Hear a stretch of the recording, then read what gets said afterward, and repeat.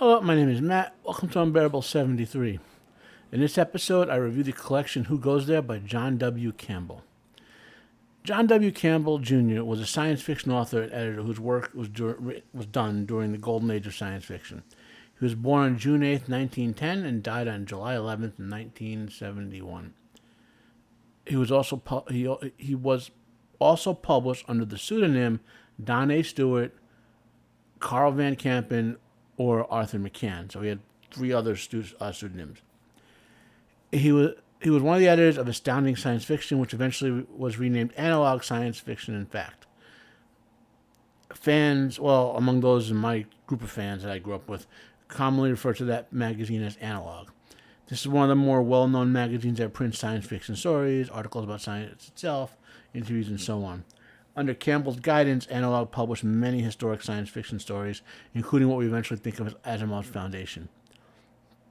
As an author, Campbell is most well known for writing a short story collection called Who Goes There. Who Goes There contains 7 short stories, or novellas, or whatever you want to technically call them as.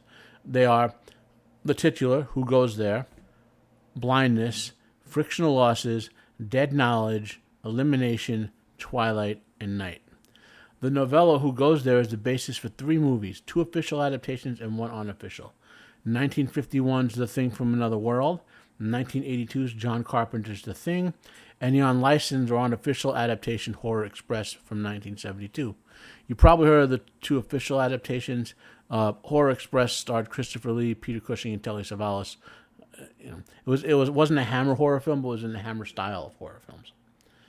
This episode is a book review of the collection. I do intend to do a movie reviews of all 3 adaptations at some point, and we'll include a compare and contrast for how each one of them, adapted the story. So I'm gonna do a story review of each of the 7 of them. They're gonna be brief for the most part, because you can't spoil too much without ruining a short story. Campbell opens with an introduction where he gives some background info about each story. First up in the collection is the titular story, Who Goes There. If you've seen The Thing from Another World or John Carpenter's The Thing, you know the general story. And if you've seen John Carpenter's The Thing, you know the names of most of the characters. So bear that in mind. The premise is that scientists on Antarctic expedition find what they determine to be an alien ship and what they discover to be the frozen remains of an alien. Overall, the story is excellent. I rate it 10 out of 10. It's my second favorite story in the collection. As I said, I don't want to really do the compare and contrast with the movies. It is kind of, the original story is kind of between the 51 adaptation and the 82 adaptation, but it's different in some other ways as well.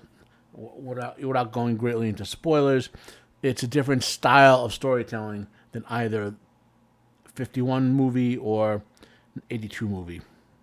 Yeah. Next up is Blindness. This story is a tale of scientific adventure and discovery. If you read a lot of Golden Age science fiction stories, the structure and tone will be very familiar to you. We follow Dr. McKay and his assistant Dr. Burns as they devote their lives to discovering nuclear fusion. Along the way, they literally have to invent and engineer a multitude of supporting technologies before ultimately realizing that to properly produce fusion, they need to get very close to the sun so they can obtain a detailed scan of its inner workings. Ultimately, with McKay's health failing, they take off in a rocket ship on a journey to the sun. Overall, the story is both excellent and, as I mentioned, a classic example of the style of story from the golden age of science fiction, where scientists often undertake dangerous journeys, heroically braving the unknown to improve the conditions of mankind, or to defeat aliens or whatever. I rate this one a 9 out of 10. The third story is Frictional Losses. The premise of this tale is that the Earth had suffered an alien invasion 30 years prior as a vanguard fleet from a species called the Granthi attacked. The humans spend time rebuilding as best they could.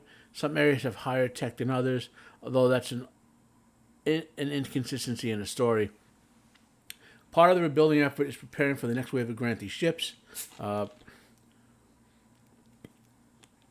Pepsi, I'm always willing to do the sponsorship for some Diet Pepsi, right? The story centers on the work of Hugh Thompson, a very old man who possesses a full set of electronics and engineering skills from before the attack. He uses his skills to help humanity survive, but is upset that no one wants to learn his skills for the next generation because most of humanity seems to have given up, thinking they're going to be wiped out when the next Granthi wave arrives. Hugh never gives up and is aided by a loyal friend and aide, Ban Norman. Even though Ban has in fact given up on survival, he hasn't given up on his friend, and he wants to help his friend do his research. This story, as I mentioned, seems to have consistency issues. The initial impression that humanity has fallen and begun to regress, but as the story progresses, we get the impression that only parts of the world are like that. That kept taking me out of the story. Like, what was it, a post-apocalyptic setting, or was it a, Earth, like a kind of Earth survived but was damaged and rebuilding setting? I'm rating a 4 out of 10 for that reason. If the consistency issue hadn't existed that took me out of the story, probably would have been 6 or 7 out of 10. Fourth is Dead Knowledge.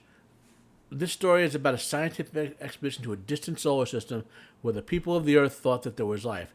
Instead, they find empty cities as billions of people had just upped and left. Further investigation find that there are the remains of these billions of people, or what they're presumed to be billions. They'll find a billion remains, obviously. And humanity seems to have discovered a world that, at its peak, for some reason, the population committed mass suicide. I can't say much more without spoiling it, but the title of the story and this one, the title story and this story by themselves make the collection worth the read. This is a 10 out of 10. This is my favorite story in the whole thing. The fifth story is Elimination. This tale is more of a parable that talks about inventions that perhaps never should have been made. The invention in question is a sort of time viewer, and the story is about its effect on the lives of investors. The teller of the tale is a patent lawyer who has dealt with clients that have made similar inventions before. I rate this one a 5 out of 10. I wouldn't have gone looking for, like I said, this is a story I wouldn't go looking for. The collection's sixth story is called Twilight. This is a time travel story where a time traveler, attempting to return to his own time from the far future, overshoots and winds up in the time period that the story is written. He recounts his travels to the far future and tells the current era human about his own time period. While the story is well written and intellectually interesting, it's a bit boring. It's more about the journey of the time travel as he recounts it, and not anything in particular. It comes across as a documentary in story form rather than any sort of adventure. I rate it a 7 out of 10. And the final story is called Night. Another time travel story, and my least favorite of the series, with the caveat that had that consistency issue.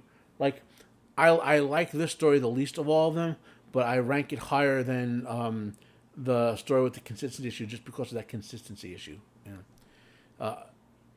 This story is also a sequel to Twilight, the sixth story I mentioned. This is about a pilot who knew the time travel in the previous story, because this is kind of a sequel story to that.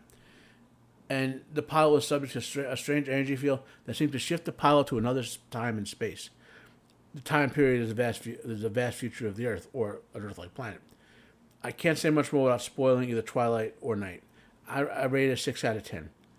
Overall, the collection could be considered a mixed bag, but it contains 3 outstanding stories: Who Goes There?, Blindness, and Dead Knowledge.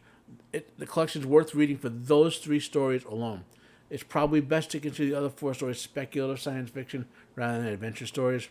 So support physical media. Buy this book. I have a link down below. You can support my channel by doing that. Have a good time reading some classic science fiction. Comment down below if you have any questions for me about this book or this video or in general. Please share your thoughts. Share this video if you enjoyed it. Like if you like. Dislike if you dislike. Subscribe if you want to hear more from me. My name is Matt.